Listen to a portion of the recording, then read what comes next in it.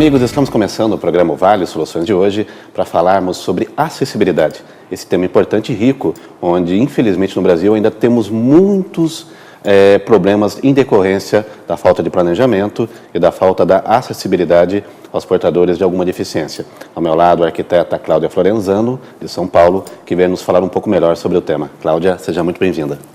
Eu que agradeço, Rogério, a oportunidade de a gente estar conversando sobre esse assunto que é tão importante, né?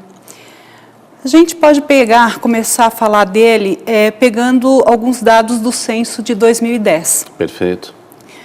Nesse censo, nós temos mais ou menos 7% da população que se declarou com alguma deficiência. 7%. 7%. E mais ou menos 17% que declararam que tem alguma impossibilidade, alguma dificuldade de mobilidade, enfim, alguma restrição com relação aos sentidos.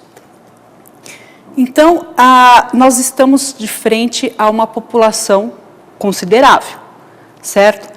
E essa população, quem é essa população, né, que a gente está falando?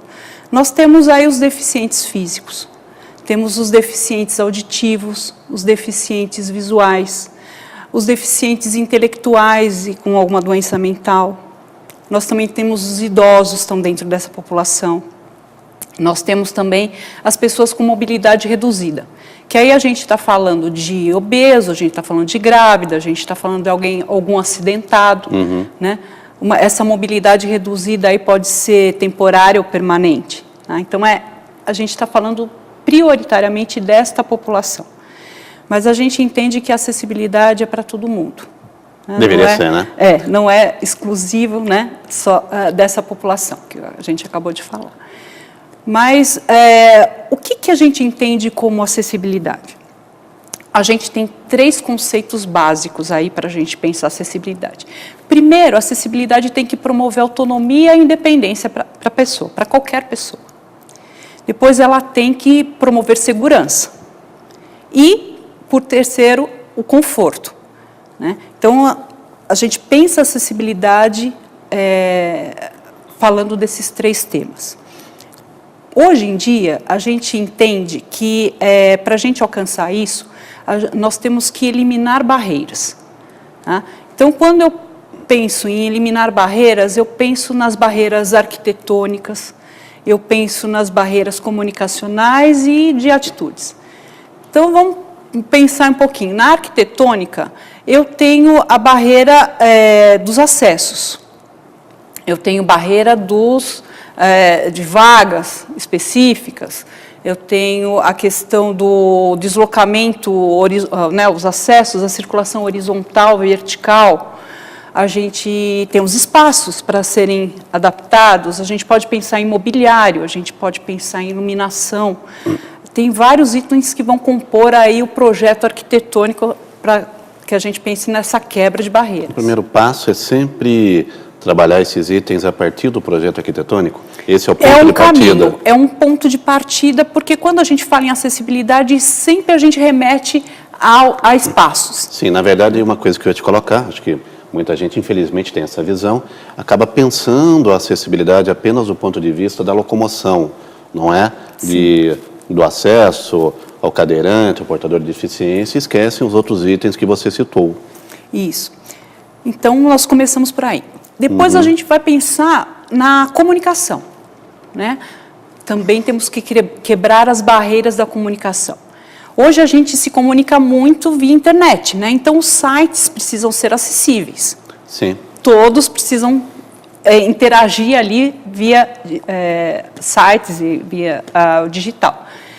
Nós vamos pensar também a comunicação, por exemplo, para uma pessoa com deficiência visual ou com baixa visão. Então, aí nós temos que ter essa comunicação em braille, nós temos que ter uma audiodescrição para uma pessoa que tem essa deficiência. Se a gente pensar num deficiente auditivo, então ele precisa se comunicar através das libras, através de uma legenda, vem numa legenda, né? E nem todos são alfabetizados no português, né? A nossa segunda língua é a língua brasileira de sinais, é a Libra, né? Então, Nós vamos nos comunicar por aí. E, então, essa parte da comunicação. E também a gente vai pensar na questão da acessibilidade atitudinal, né?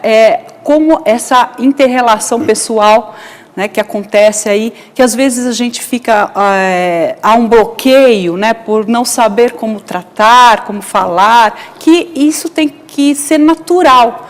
Estamos falando de pessoas. Cláudia, num mundo como o nosso atual, onde a tecnologia tem avançado e modificado a forma e os padrões sociais, comportamentais, é mais fácil para inclusão e implantação da acessibilidade ou não? Eu vejo como um grande desafio ainda, né? Apesar de, né, nas mídias, às vezes, se falar de acessibilidade, mas ainda a gente vê que é um caminho a ser percorrido, ainda falta bastante. Falta ações, implementação dessas ações, porque nós temos muitas leis, temos normas, leis que estão aí postas, né? Mas agora a gente tem que dar o passo seguinte, que é implementá-las. É fazer isso realmente acontecer em todos os espaços públicos, privados, internos, externos, enfim, em todos os locais, né? Quebrando os preconceitos, as barreiras, a discriminação, né? Então, nós precisamos pensar nisso. Caberia também, talvez, disciplinas, né? Sim. Por parte da formação da sociedade brasileira, nas escolas. Isso. Nós temos, já está prevista, né, nas RRTs, né, no Conselho de Arquitetura, nosso registro de responsabilidade técnica, lá está previsto a anotação de que estão sendo cumpridas as normas de acessibilidade, né? E como é que nós, arquitetos, fazemos essa história acontecer, né? Então, eu vou pedir só para você responder isso no nosso próximo bloco. Okay. Nosso tempo no primeiro bloco está esgotado, a gente vai chamar o intervalo. Voltamos já com o programa Vale Soluções.